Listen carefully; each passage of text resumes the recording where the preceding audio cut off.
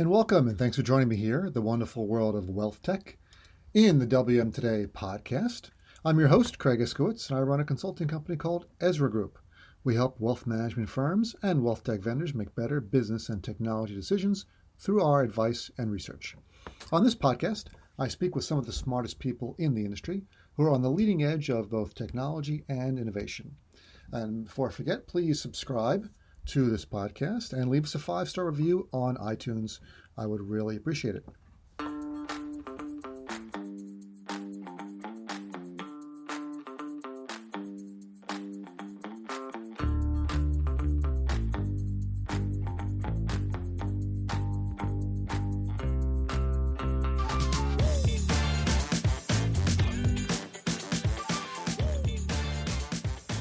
And this is a special series of the Wealth Management Today podcast that we call Winners of Wealthtech.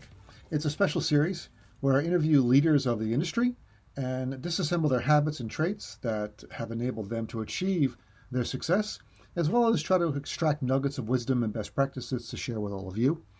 And this month's winner of Wealthtech is Leda Csanka, former CTO of Cetera. And Leda and I have worked together on some projects. And, when you're working on any project, there was a very large project with a big team. You spend a lot of time together with the team talking, and there's some downtime. And, I picked up snippets of her life and her background that I didn't know. And the more I learned, the more I really wanted to get her on the program. You're in a hotel, you're at hotel bars, you're at the airport, you're at dinner, and you kind of pick up little bits and pieces. And there was so much interesting stuff that she had done with her career that I really wanted to get her on. And she's this month's winner of Wealthtech, and I'm really happy that I was able to get her on the program and interview her. And I know you're going to enjoy this episode, so I won't hold back any longer. Here we go.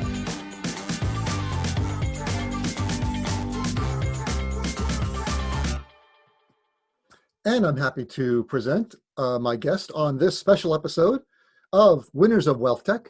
I have Leda Csanka, Principal Consultant, Strategic Tech Consulting, and also author of the very popular book on Amazon, How to Lead a Corporate Spinoff, The Tech Leader's Survival Guide to Strategic Divestiture. Hey, Leda. How are you? Hey, Craig. Great. Thanks for having me. Thanks for being here. You made it. Finally. We've been planning this for 6 months. At least. Now you're here. Here I am. Now we're talking. So thanks for being here. Thanks for agreeing to do this. And we're happy to have you as a winner of Wealthtech in our Winners of Wealthtech series. And, so we've known each other for a bit, and we've done some work together. And, the more I learned about your history and the things you had done, the more I really wanted to get you on the program and talk more in depth, because all the work we've done together, we've only talked about work or things we're doing now. We haven't really talked about the past. And I really like talking about people's origin stories, how they got into the industry, what made them who they are today, how they got to the successful people they are. So I really wanted to go back in time a bit and talk about how you got into the industry. So coming out of school, what made you come into the financial services industry? Yeah. Well, thanks for asking about that. One of the things that I find interesting about my story is that I had no idea of what I wanted to do with my career, my life.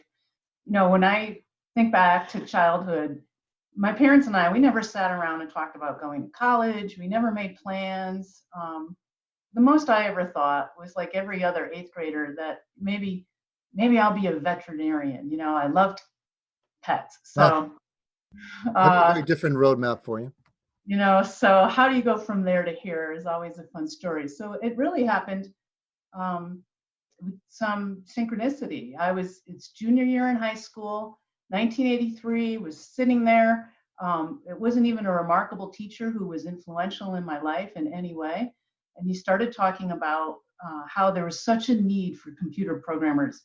And he said, all you need to do is, 2 miles down the road is this technical college. You can go there, learn to be a programmer. And after 2 years, only 2 years, you can get a job in Hartford, Connecticut, making $18,000 a year. Nice. And that was it. I was sold on working Well, I made it my first job. Computer programmer. And that was the day I decided I was going to go to tech school. And I went to tech school, and I was so thankful that I was actually pretty good at it. And my friends who were in the school were not so good at it. So I would do my own homework, my own programs, and then I would do everybody else's, but I would do them a different way. And so I was writing the same exercises in Right. four different ways, and I got to be, pretty proficient at programming in a lot of different languages pretty quickly. Hmm. And it was quickly after that I decided to go to University of Connecticut for a 4-year degree, get into MIS, Management Information Hmm. Systems, and then I really went right into the financial industry right after that. I started at Aetna Financial Services that ultimately became ING. So Right. it was really a lucky break I got Hmm. Yeah, early on. sometimes it's better to be lucky than smart, right? But I felt the same way in my career. I just happened to be in the right place at the right time for a lot of things. Yeah. So then quickly after I got into the industry, I started as a programmer. I actually made a little bit more than 18,000 a year when I started, so I was, coughing up my wins right Yeah. away. And then my life goal at that point, I was probably just 21, 22. My life goal was to buy a house. Hmm. And so quickly after I graduated college, I bought my first home. And now I was sitting at home, dirt poor, house poor for Yeah. uh, and I was watching infomercials, and when did you guess it? At that time, Tony Robbins shows up selling his Oh, wow. talking his personal power, 30-day program. So I spent the $300 or whatever it was at that time, got these programs, and from the time I was 23, 24 years old, I started setting goals. And the Excellent. one thing I learned that early in life is you have to set your dreams big. Hmm. And whatever it is, write it down on a piece of paper. So I wrote down on a piece of paper that day, it was 24, that I wanted to be the CIO of a company and live in California at the beach. And I basically spent the next 20 years of my life taking every calculated step as much as I could, Hmm. often just being in the right place at the right time, but really focusing and working really hard to ultimately end up getting there. Right. And I moved to California in 2006. Hmm. And a few years later, the market crashed. People will remember that. Sure. And I was working at ING at the time, and they decided to sell our division. Oh. And we was working within the broker dealer industry in California. Hmm. And I had literally just gotten promoted to what they call head of apps. So all I knew was app dev. Right. And they tapped me on the shoulder with 12 other executives and Hmm. said, go sell your division, we need to raise some money. And so What was that like? overnight, I mean, that's not something you expect to hear. overnight, I went from really effectively a middle manager to a Mm. CIO overnight, chief information officer. And what was that like? I mean, that can't be something you were expecting, and it must Well, be. I was very excited, right? Because I was going to meet this big goal of mine. And so, my life dream came true. Mhm. What I wasn't prepared for is how difficult that transition was, Mhm. how much I didn't know. Right. And it quickly made itself apparent that I didn't really know anything about security. I Mhm. didn't know anything about infrastructure. I didn't know, a lot about finances for being part of an executive team on a company. So it was an uphill battle. I didn't have actually any of my business licenses at the time. Mhm. Needed to also go get my Series 7 at the Oh, same wow. time while we were doing this. But it was an opportunity of a lifetime, and Mhm. it's sort of sink or swim. Well, you jump in the deep water and sink or swim. Mhm. And Yep. it was probably a career defining moment for me. Mhm. And uh, I had to lay out. Luckily, my background at ING had been all program management, Mhm. so large programs, bigger and bigger as we went, and that huge transformational project program management was my sweet spot, and basically helped define the entire technology spin-off process for how we would get ourselves away from ING and stand ourselves up as an independent company. Mhm. I ran the whole thing like it was a giant program. And at that time, my biggest accomplishment at the time is that we came in under budget, and we did it in 11 months. It was under schedule, under budget. So right. Ahead of schedule, right? ahead of schedule was awesome. Yeah. And so after that, or what was the biggest thing you learned from that? That was your first corporate spinoff, right? That was the first time you had done that. So what was the biggest takeaway, besides the fact that you didn't know what you're doing, but then you had to learn, it's like building an airplane, jumping off a cliff and building an airplane on the way down. What was your biggest learning from that experience? Well, there's not really a single biggest learning other than you can't do it all yourself. If I had to single it out, you can't do it all yourself. You really need to have an awesome team. You really need to have great relationships with the business partners, and you really need to have a lot of strategic partners in your toolbox that you can rely on to come in and help you. Right. And I use the word partners because a lot of tech leaders say, oh, this vendor, that vendor, and it's all about vendor management. But I would say the culture that I wanted to bring into the organization, and effectively I use today, now that I'm an independent consultant and a vendor myself, is that partnership is the way to go, and trying to get whoever it was that I was helping, whether it's professional services firm, software firm, infrastructure management, whatever it was, treat them like my partner, get them so that they had skin in the game with my success as much as I did. And that probably was the biggest lesson, that I wasn't an island anymore. Everything that gets you to that success is all about your personal performance. And then once you get in that leadership role, it's not really all about you. It's about how do you motivate everybody, lead everybody, and effectively manage a large effort. It's not really about yourself anymore. Sure. It's like the image I see a lot talking about the two different kinds of leaders. One is the leader who's behind their people, cracking the whip, go, go, go. The other one is the one in the front of the people saying, let's go, follow me. It's two very different mindsets. Yeah, you have to be out in front, but you have to make sure you're bringing everybody along. And I had, I was putting in tremendous amount of hours for many years. So it was around the clock. And sometimes that's not a good example to set for your people, right? The second lesson I would say I learned from Cetera was, and I had gotten this feedback early on from Valerie Brown, who ultimately is my mentor. She said, it's a marathon, Leda, not a sprint. You got to pace yourself. And then, of course, I was, in my mid-40s, thought I was invincible. Yeah, right? Could do anything. And so I didn't pay attention, and I did ultimately hit a wall a little bit and get burnt out. So the long haul there is you have to sometimes lead by example. So you have to work really hard. I set the stage. I was out in front, but it was dependent on having a great team. And now I would say I try to help people have a little bit more balance in their lives now. I'm going to take a break from this episode to talk about one of our sponsors. It's the Invest in Others Foundation. The Invest in Others Foundation recognizes individuals and firms that are making a difference by donating their time and money to causes that matter to them. By sharing their stories and awarding funding to organizations they care about, they raise awareness, encourage others to get involved, and channel additional resources to those in need, and demonstrate the generosity of the financial advice industry. I donate some of my time to this organization, and I'm honored to be a judge to award money to different charities that are supported by financial advisors.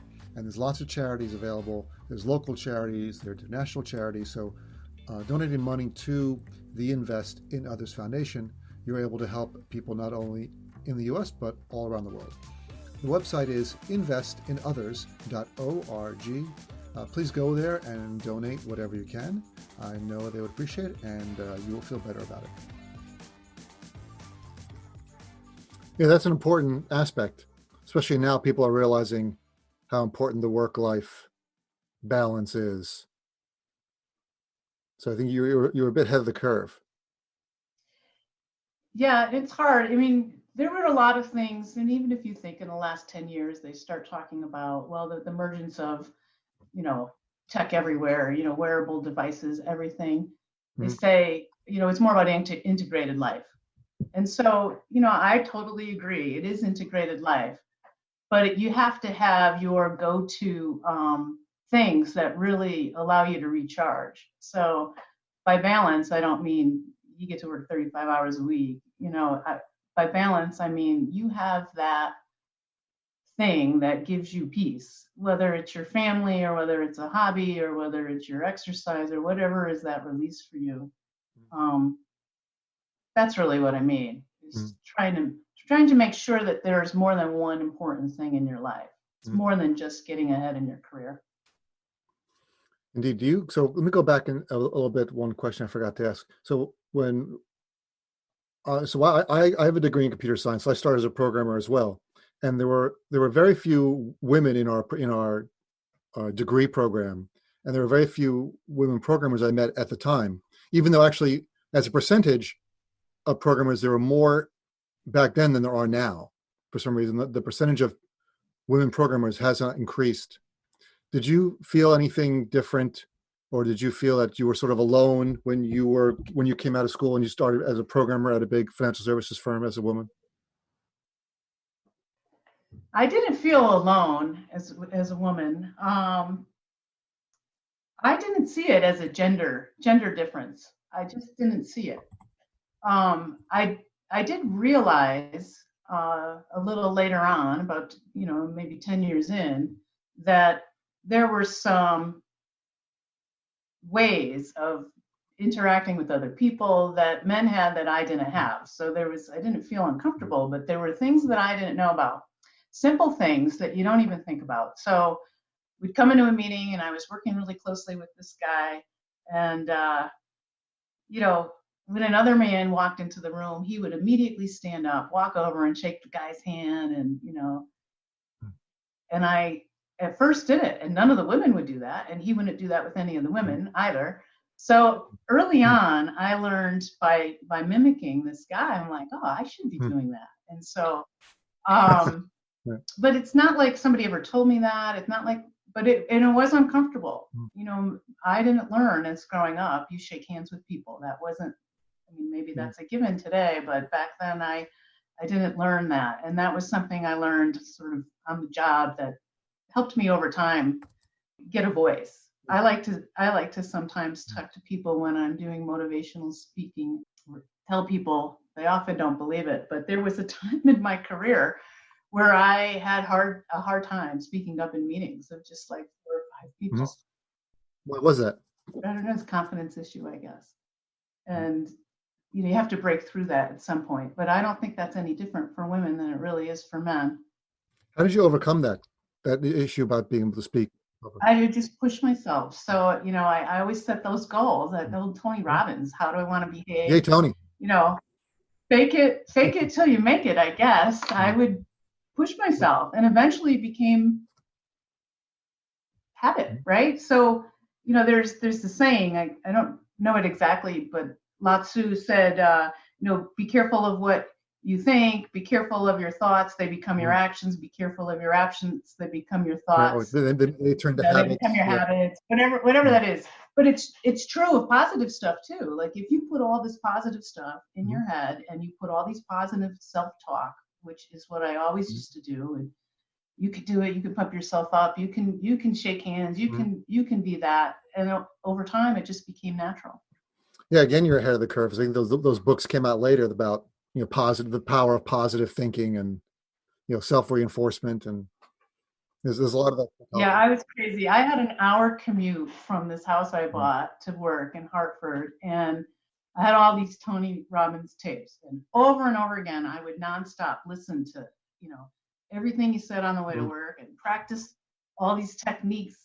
He was a big NLP guy, and I would practice all this stuff in all my meetings all day long, and come home and listen to the tape all over again, and eventually all this stuff just became like it stuck. It's stuck, yeah.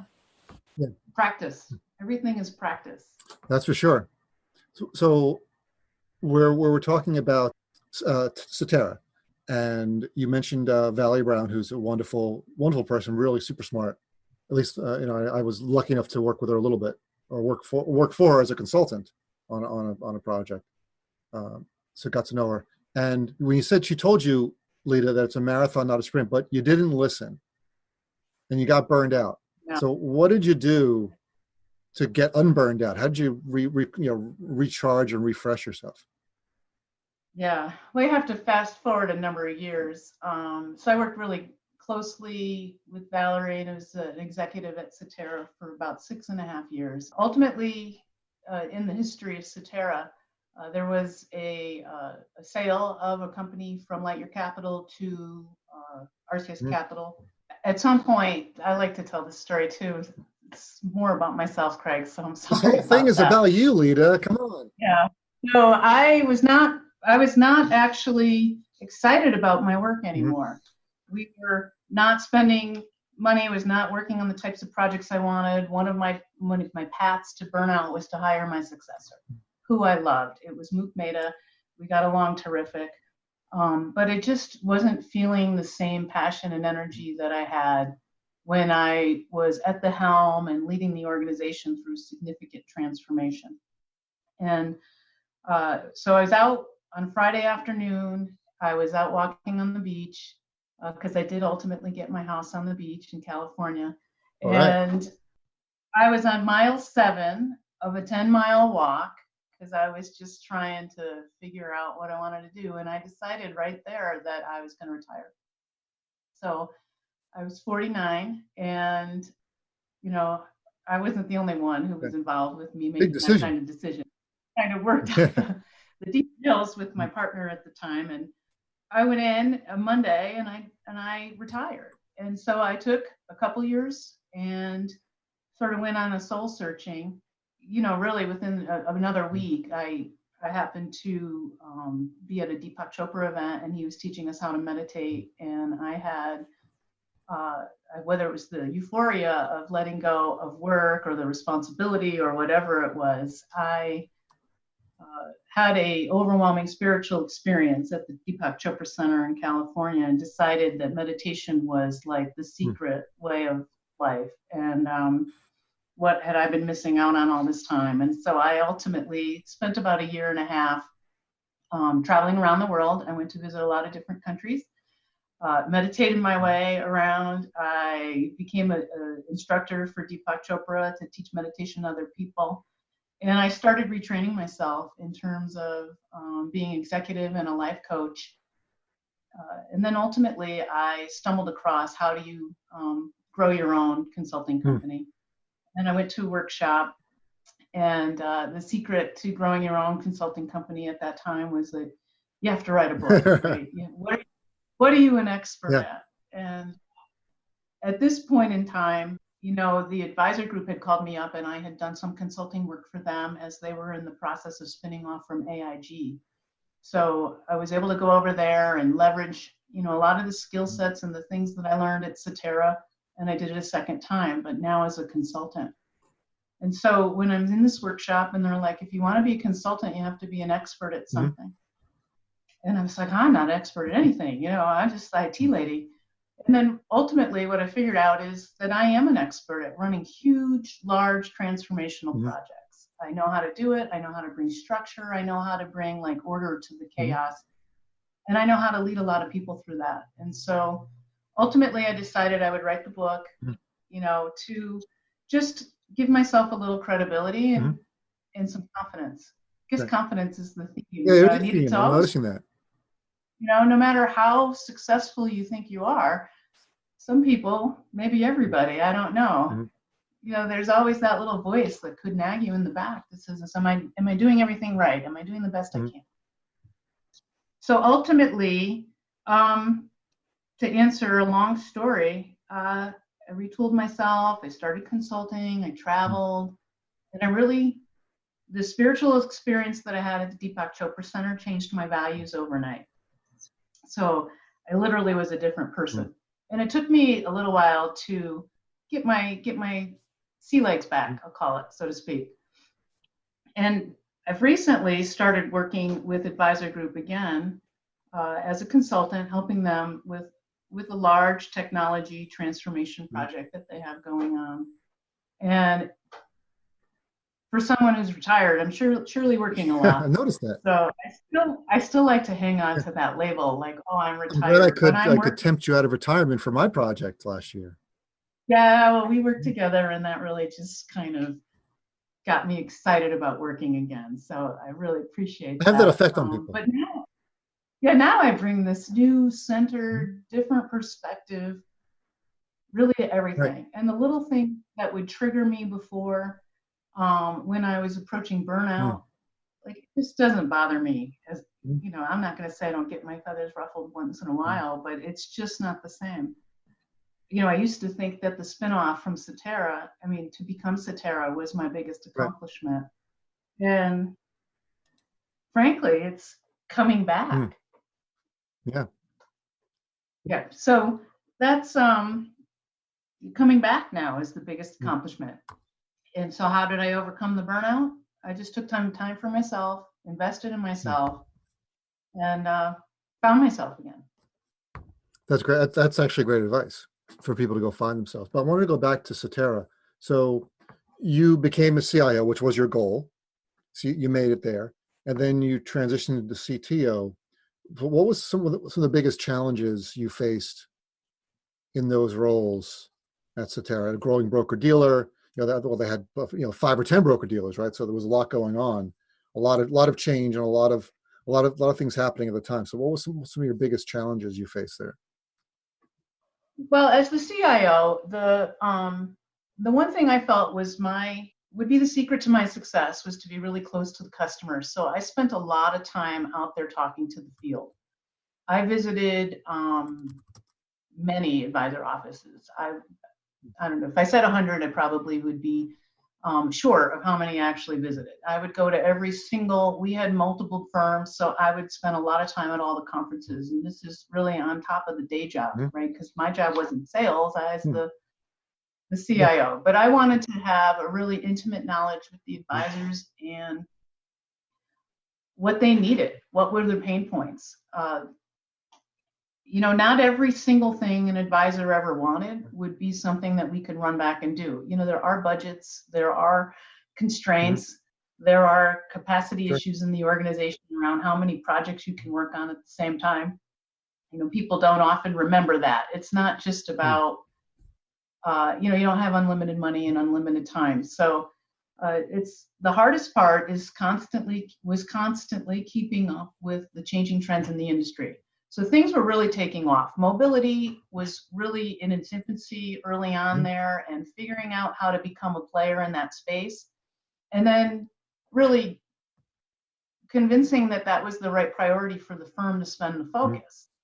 We were integrating companies and trying to create efficiencies and all of that. So slick high tech was competing against other type of merger consolidation type of activities. And that's the balancing act for all senior technology leaders, right? Yes.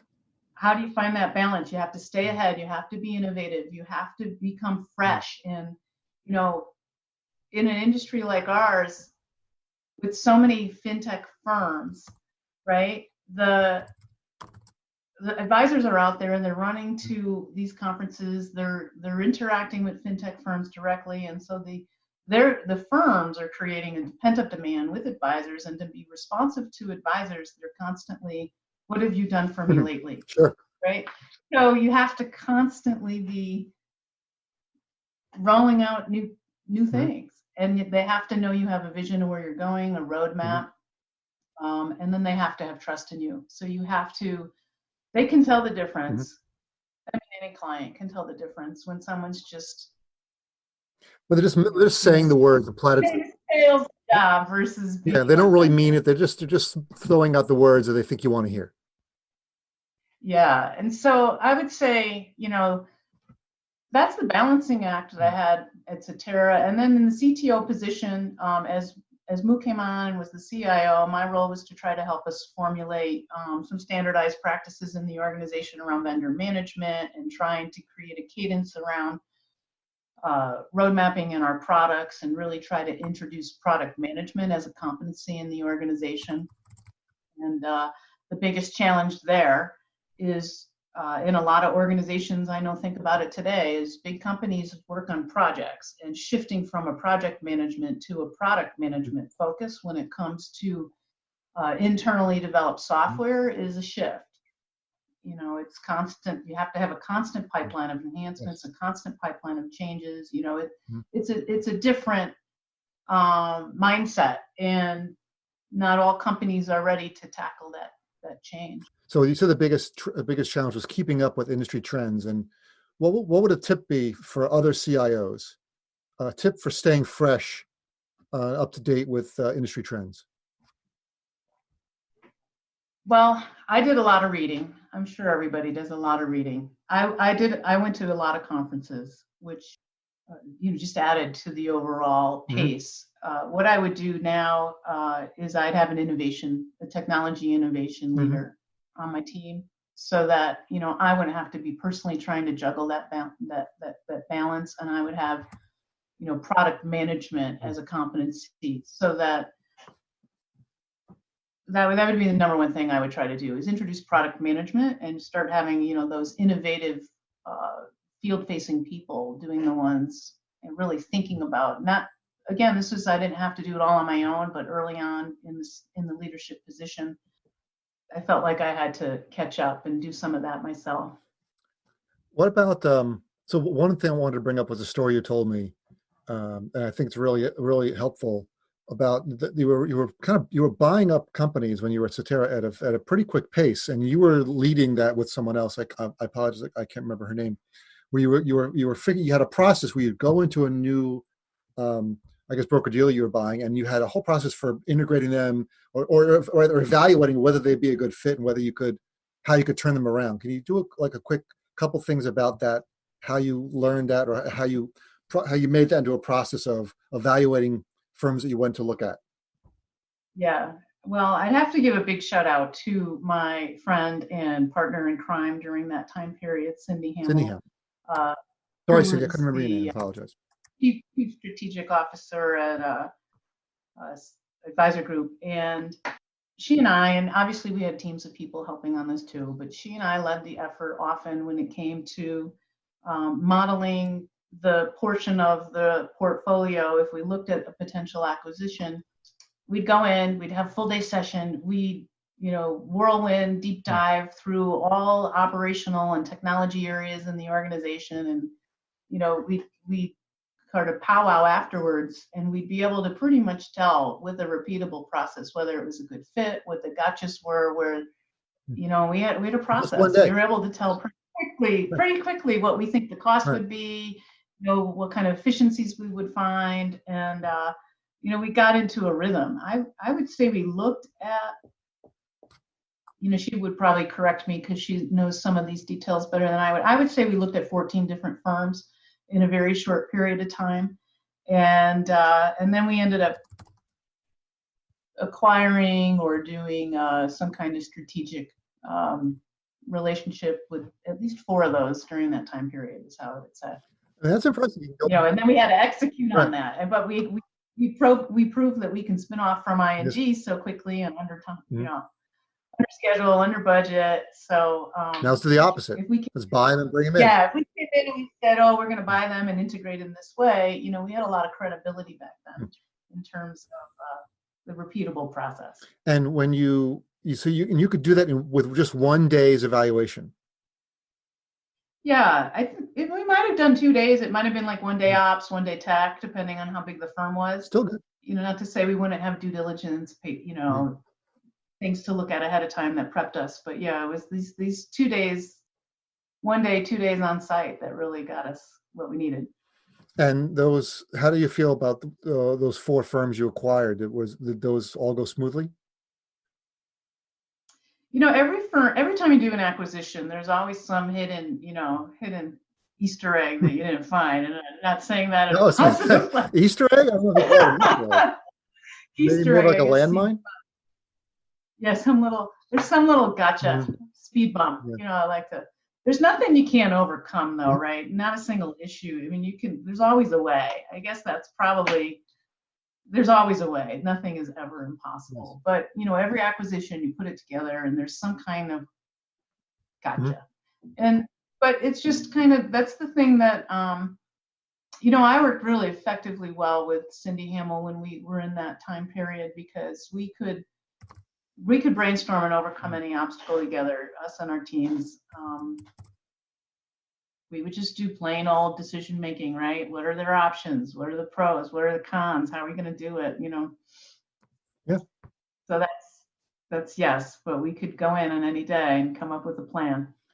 And that's the mark of a good leader and someone who is confident in their job and has a process, and you can make those things happen.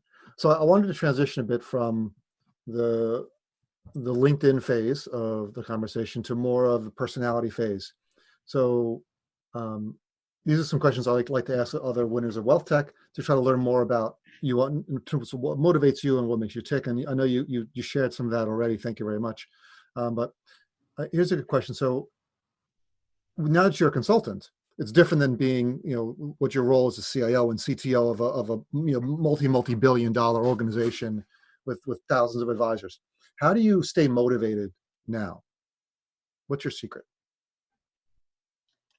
So I also like to tell everybody this when I'm speaking. So I'll tell you and your listeners, I just find joy in the process of the work itself. So there's not, it could be a day when you have really a horrible day and there's lots of issues and it's just one issue after another, but no, overcoming those seemingly impossible challenge is the joy for me. And taking something that looks chaotic, that early phase of the project where it's just total chaos, and you walk in, especially as a consultant, and the usually whoever hires you is like, we don't really know how to get started. We know what we want, but what's step one? And I always say, well, step one is find the right partner. Right. So then they hire me, and then I get to come in and I get to make order out of chaos. And that gives me just such internal joy that I just have this passion and this drive from the joy of the work itself. Yeah. So that's great to hear from being a consultant myself. How do you, going back to one of the things you said that was very important in your role as CTO, CIO, was building a great team around you. No person is an island. How do you identify people that will be a good fit on your team? Yeah, I'm so glad you zeroed in on this a little bit more. Here's the thing though, the secret of success at having a great team, you used to read books and they used to say, oh, hire a good team and get out of their way. And I actually don't believe that at all. I think you absolutely need to have a phenomenal team, but you have to be aware of all the issues and know when to dive in. And you have to really get to know your people so that you know their blind spots. And you can push them in the areas where they're probably not looking. And it's really about, some people say verify but trust. It's not really about trust. It's about knowing when they can benefit from having your engagement. And you can't be hands off. So even though you hire a great team, you don't leave them alone. You can't be hands off. You have to be there with them, involved, knowing what's happening, knowing the issues. You really have to have a pulse. And the challenge at any leader, we're pulled in so many directions, is how do you get to the point where you have that level of transparency in everything you're doing? And, as a consultant, we have to go in, our job is to give them transparency into things. And, it's not about, sometimes that means telling people difficult messages, delivering, here's some issues that we see. It's highlighting things that they personally might want to, ignore, or they have their own blind spot. But really the secret is transparency. So you hire great people and you don't hire yourself, right? You can't hire somebody who's going to be your BFF and that has the exact same personality as you, because we all have our blind spots. We all have things that we don't do very well, and you have to create a team that consciously is filling the breadth of skills needed to be successful as a team. I'm in the process of talking to a company about potentially being on their board, and it's one of my first questions to them is, what skills are you looking to add to the team? That's the only way I'll know if I'm a good fit or not. Is Do they have an answer? Or do they go, we just want you on the board? It's a dialogue, right? It's like, we need to think that through a little bit. Yeah. So, Yeah. so that's, you look at every candidate and not just who am I going to really like, who am I going to get along with, but who's going to supplement this group of people to create, more than some of the parts. One thing we hear a lot about, everyone's always giving out advice, but one question I like to ask is, what bad advice do you hear being given out a lot? Gosh, I don't know. I think there's, some spirit of truth in every bad advice. So you really just have to. Well, what's the worst advice you've ever been given? Yeah.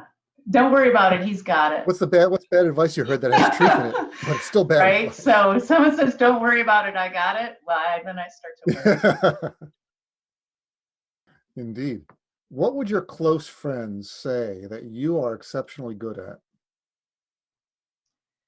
I think anybody who knows me, whether they're close to me or not, is going to say that I get very focused. And I get something and I set my mind to it and I make it happen. And I like to set goals. I like to accomplish things. And I would say that they would say that I have like a stick-to-itiveness that really is probably a little bit different than a lot of people. When the going gets tough, I kind of dig in and keep going.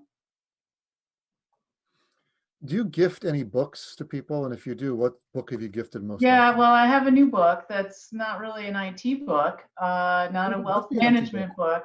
No. The book I'm giving out mostly these days is called The Energy Codes by Dr. Sue Morter. Mm-hmm. And it's really about bridging the world of quantum science and spirituality. And it's really about how science and spirituality are kind of converging onto a single body of truth. And it's a new path for me that I've discovered since I had this awakening at the Chopra Center. Mm-hmm. And I think it's a way of about igniting an energetic flow in our bodies that allow us to actually even start doing self-healing. And, I feel younger. I have more joy than I did, mm-hmm. maybe 6-7 years ago. And a lot of it has been really to become more aligned with myself and to follow some of these Eastern practices, whether it's doing yoga or breathing exercises and meditation. And Dr. Sue Morter in her books talks about bridging that East and West. And so it's a great book. I recommend it for everybody. And besides my own book, which I give away for to get consulting gigs. Of course. So now that we're both advanced in our careers, but we've learned a lot getting to where we are. So if you could send a message to your 25-year-old self, what would that be? Yeah, it would be the same advice Valerie gave me, but just different words. I would say slow down, enjoy the journey a little more. I was always in joy, but I always had a lot of passion, mm-hmm. but I always was looking at what's next. Mm-hmm. And I think that I probably should have celebrated the wins a little bit more along the way, mm-hmm. and smelled the roses a little bit too. That's good advice. Is there a quote, final question, is there a quote that you live your life by? There is a quote. I'm not really great at quotes and memorizing things, but generally it says, goals. You need to set your dreams high. Mm-hmm. You may not reach them, but there's beauty and joy in the process, in the journey. That's a great quote, Leda. Thank you for sharing that. And our time is up. And so this was easy. It wasn't hard. Are we done?